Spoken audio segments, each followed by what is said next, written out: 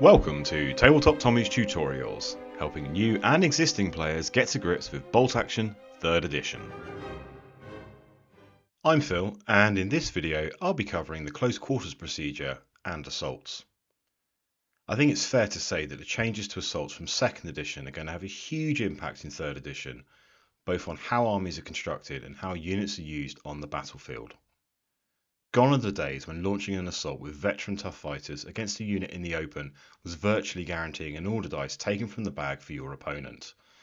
Instead, with just a few changes to the wording, assaults in 3rd edition have become less of an auto kill and more of a calculated risk, or even a last resort option for some. In this video I'll be focusing on infantry assaults and will be covering assaulting vehicles and assaults by vehicles in a separate video. So to start with then, units wishing to make an assault have to be given a run order, and this must be successfully passed in the usual way for all other orders other than down. It is worth noting that there are some national characteristics which allow for failed order checks given for an assault to be re-rolled, such as the Japanese Banzai Charge and British Up and Atom. These have changed quite a bit from 2nd edition, and they now no longer allow the relevant unit to count as automatically passing their order check, and instead, if they do fail, they get the chance to re-roll once.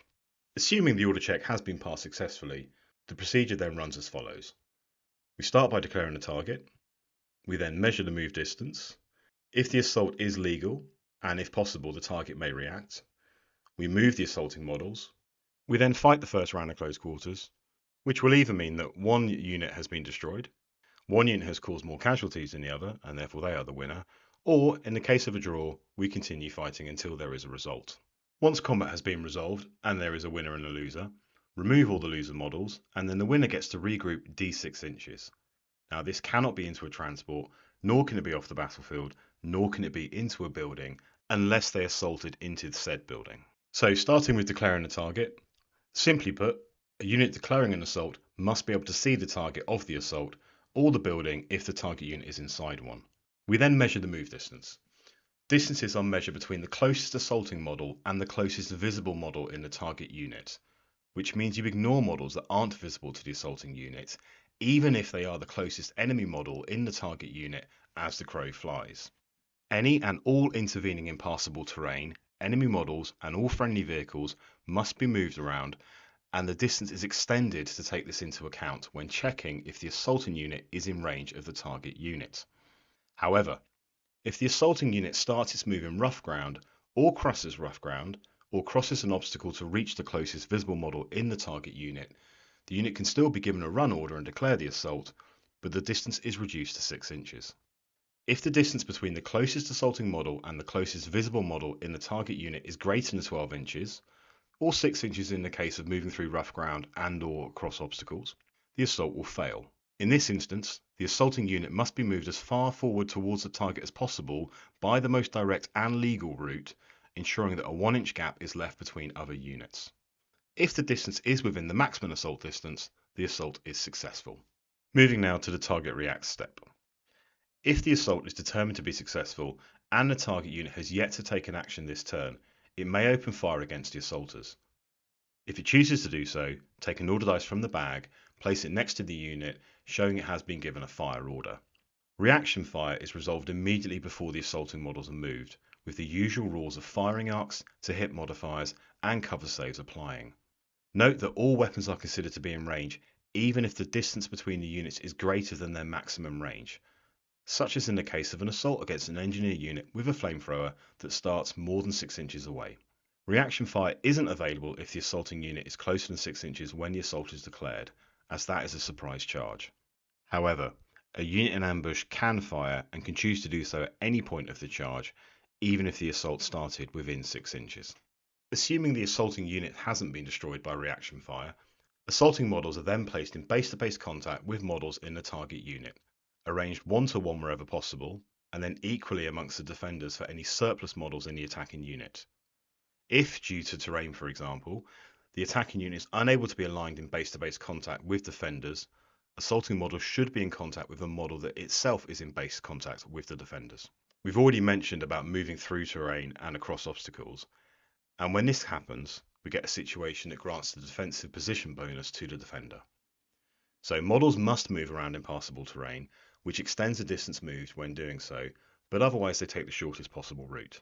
If the shortest possible route between the closest model in the assaulting unit and the closest visible unit in the target crosses an obstacle, or if the assaulting unit starts in rough ground, or when following this route it moves through rough ground, the assault is then shortened to 6 inches and a defender gains the defensive position bonus. There are cases, for example, when you might want to assault a unit that is behind a linear obstacle, such as a wall or a hedge.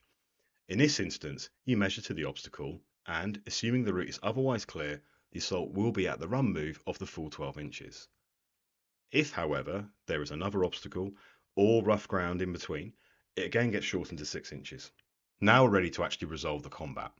So combat is always fought simultaneously unless noted otherwise. Each side rolls 1 dice per model in their unit, rolling to damage as normal. For example, to kill inexperienced troops, it's a 3, regular 4, and veterans a 5.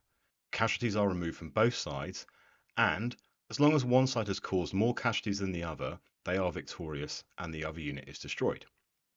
If the result is a draw, fighters sec around the combat and continue to do so until one side is victorious or one side is completely wiped out. Now note there are some unit special rules and national characteristics which apply in close combat, such as Tough Fighter, Fanatic, Tough as Old Boots, and so on. Now I said earlier that combat is simultaneous unless noted otherwise. The exception to this is if a unit receives a defensive position bonus. In this case, the first round of combat is not simultaneous, and instead the defending unit fights first, removing casualties caused to the attacker before the attacker gets to fight back. It's worth noting that this defensive position bonus does not apply if the target unit is down. It's therefore a good idea to force a unit down whenever possible before you assault it, in order to get around that defensive position bonus. Once combat has been resolved, and there is a winner and a loser, remove all the loser models, and then the winner gets to regroup d6 inches. Now this cannot be into a transport, nor can it be off the battlefield, nor can it be into a building, unless they assaulted into the said building. Different infantry units such as cavalry get to move further than d6 inches, and this will be specified in the unit special rules. So, whilst assaults are still decisive, and therefore they are a good way to take order dice from your opponent, by changing the wording and making assaults simultaneous by default, this has a massive impact on how games will be played. I don't think we will see assaults not being used, but I do think they will definitely be less of an automatic choice, as the chances of losing your own unit is now much greater. That said, through a combination of removing models through prior shooting, putting 1 or more pins on a target unit to reduce the effectiveness of reaction fire, and, in the case of assaulting a defended position, forcing the target unit down, situations can still be created where an assault is in your favour. If you're thinking of adding to your bolt action army, why not use one of our affiliate links, available in the description below. Anything that comes back to us goes straight into making more content for the channel. If you want to stay up to date with all of our videos, do please subscribe, and if you think others would find this video useful, why not give it a like and a share. Ta-ta for now.